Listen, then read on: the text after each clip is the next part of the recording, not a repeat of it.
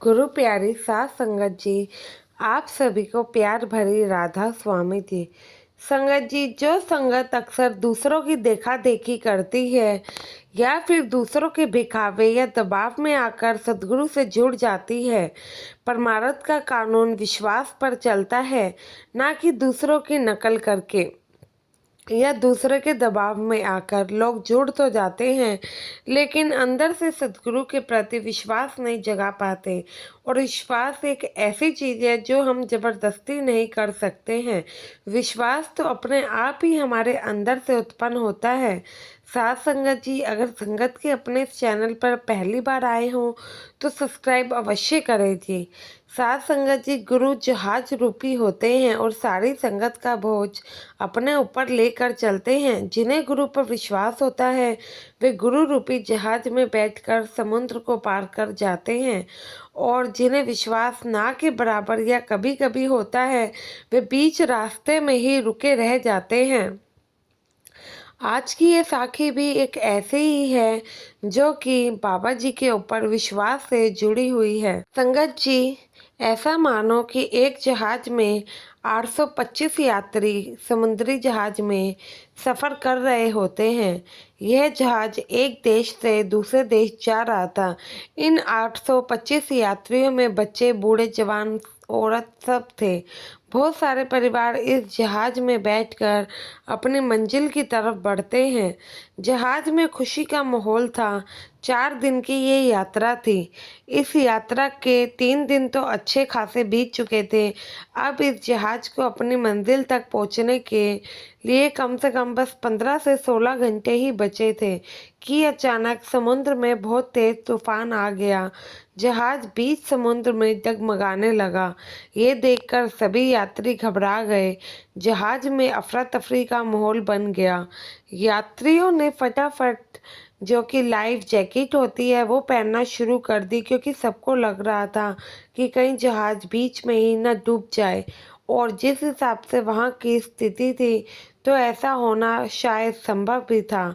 जब सभी यात्री डर गए और खुद की जान बचाने की कोशिश कर रहे थे तो उस समय 12 से 15 साल का कम से कम लड़का वहाँ आराम से बैठा हुआ था, गिटार को बजा रहा था, और वो ऐसे मतलब कि एक्शन दे रहा था कि जैसे कुछ हुआ ही ना हो।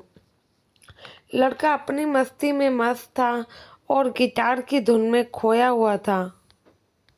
जब बाकी के लोगों ने देखा कि लड़का तो मस्त है और ये कुछ भी नहीं कर रहा है यहाँ से बचने के लिए, तो उसमें एक दो लोग जाते हैं और उसको जैकेट देते हुए बोलते हैं, बेटा लो ये जल्दी से जैकेट पहनो और चलो हमारे साथ। लेकिन लड़का जैकेट पहनने से मना कर देता है। जब यात्रियों ने उनसे पूछा कि भाई ऐसा क्या हुआ और तुम ऐसा क्यों कर रहे हो, यहाँ पे इतनी बड़ी परेशानी आई है, एक तो हम तुम्हें बचा रहे हैं और तुम ये मना कर रहे हो, तो सभी यात्री एकदम हैरान हो गए। लड़का कहता है कि इस जहाज के कप्तान मेरे पापा हैं और मुझे विश्वास है कि वो मुझे कुछ नहीं होने देंगे। बच्चे की इस बात ने यात्रियों के मन को अंदर तक हिला दिया। कुछ देर बाद तूफान थम जाता है और जहाज फिर से कंट्रोल में आ जाता है। साथ संगत जी, जैसे इस बच्चे को भी तूफान में भी ये विश्वास था कि उसके पिता उनको कुछ नहीं होने देंगे। जब ऐसा ही विश्वास अगर हम अपने सद्गुरु पर करें तो कितनी अच्छी बात हो। हम बड़ी से बड़ी मुसीबत में निश्चित हो जाए कि बाबा जी बैठे तो हैं, लेकिन कभी भी ये मत सोचना कि बाबा जी बैठे हैं और यह सोच के हम कर्म ही ना करें, कार्य ही ना करें। ऐसा तो संभव नहीं है। साथ संगत जी, जब तक हम कर्म नहीं करेंगे तो उसका फल नहीं भोगेंगे। ऐसे ही गुरु हमारी संभाल कैसे करते हैं और हमें गुरु पर पूर्ण विश्वास क्यों होना चाहिए, मैं इस घटना में आपको बताती हूँ। संगत जी, जब कनाडा में रहने वाला एक हिंदुस्तानी जिसने 20 साल पहले बाबा जी से नामदान लिया था और नामदान लेने के एकदम बाद ही इस भाई का कनाडा का वीज़ा लग गया और ये वहीं जाकर रहने लग गया। आज ये भाई वहाँ पर बस चुका है और एक बस का ड्राइवर भी है। भले ही ये सद्गुरु से 7 समुद्र दूर चला गया हो, लेकिन बाबा जी पर विश्वास इसका अभी भी बहुत है और ये भजन सिमरन को भी टाइम देता है। बाबा जी के वचनों के अनुसार इसने कनाडा में रहकर बहुत ज़्यादा भजन सिमरन भी किया। इसको बाबा जी पर विश्वास तो बचपन से ही था, लेकिन नामदान इसको 20 साल पहले मिल पाया था। उन दिनों बाबा जी कनाडा में थे। जब इस भाई को पता लगा कि बाबा जी कनाडा वैंकूवर में आ रहे हैं, तो यह भाई बाबा जी के पास जाता है और सत्संग में उनके दर्शन भी करता है। संगत जी, बाबा जी जब कहीं पे भी जाते हैं तो वहाँ पर सेवा का प्रोग्राम होता है, जो कि 4 से 5 दिन पहले हो जाता है, जिसमें सब तैयारियां होती हैं। आने वाली संगत को किसी भी तरीके की परेशानी ना हो, ये भाई भी उस सेवा में शामिल होता है। 4 से 5 दिन पहले ही सत्संग घर पहुंचकर सेवा करता है। जब बाबा जी एक दिन वहाँ से सभी सेवादारों को दर्शन देकर गुजरते हैं, तो बाबा जी इस भाई के आगे रुक जाते हैं और कहते हैं, बेटा तुम पिछले 20 सालों में एक बार भी डेरे नहीं गए। मैं चाहता हूँ कि तुम 10 दिनों के लिए इंडिया आओ और वहाँ डेरे में रहकर संगत की सेवा करो। साथ संगत जी, जिस भाई को आधे दिन की छुट्टी भी नहीं मिलती थी, वो 10 दिन के लिए कैसे जा पाता और बाबा जी के हुक्म को भी कैसे टालता। लेकिन बाबा जी के कहने पर इस भाई ने बाबा जी से कहा कि आपने जो आदेश दिया है उसका पालन जरूर होगा। बाबा जी ने इस भाई को कहा, बेटा यहाँ प्रोग्राम होने के बाद ही तुम डेरे पहुँच जाना। अब इस भाई के लिए मुश्किल और भी बढ़ गई, क्योंकि एकदम 10 दिन की छुट्टी डेरे के लिए लेना पड़ेगी और 5 दिन के लिए यहाँ पर भी आया हुआ था। अब इसे ये था कि मेरी नौकरी से कहीं मेरे को हाथ ही ना धोना पड़ जाए। लेकिन बाबा जी के कहने पर यह मान गया और इस भाई ने अपने सीनियर से 12 दिन की छुट्टी और ले ली।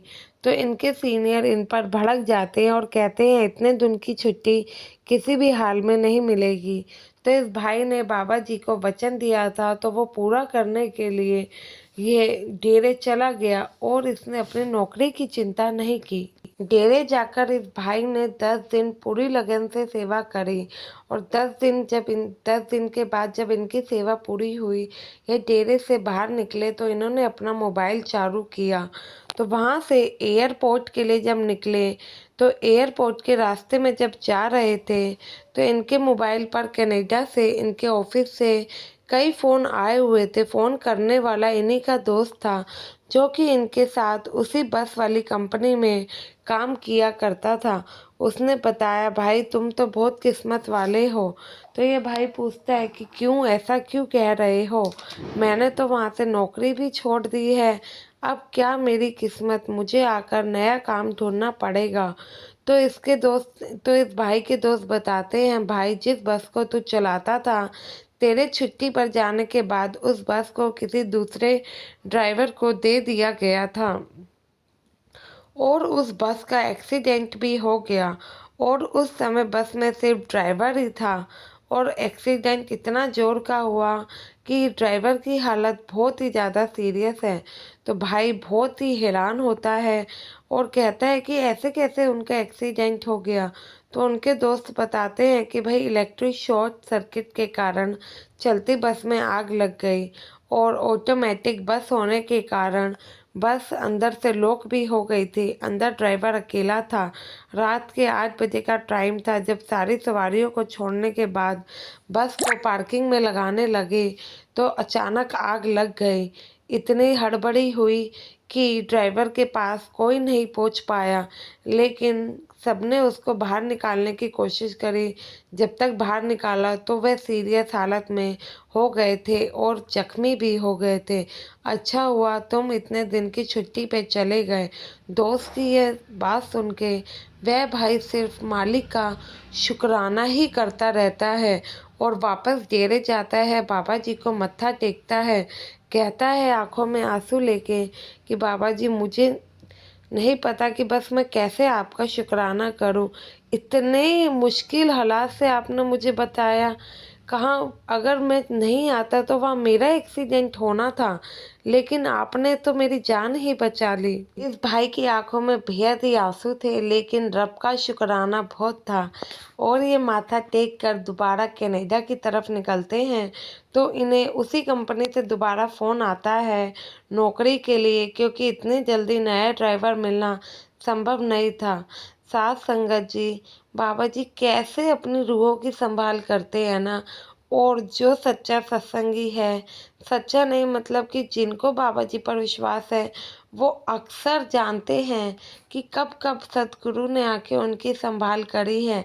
उनको किसी को बताने की ज़रूरत नहीं पड़ती है कि हाँ, इस समय बाबा जी ने हमारी संभाल करी थी। उनकी अंतरात्मा खुद ही यह बात जानती है कि सतगुरु कैसे हमारी संभाल करते हैं। शायद इसलिए संगत को बाबा जी से इतना प्यार है, क्योंकि बाबा जी भी जाने जान हैं और संगत तो समझती ही है कि हमारे बाबा जी कितने प्यारे हैं और हमारा कैसे ध्यान रखते हैं।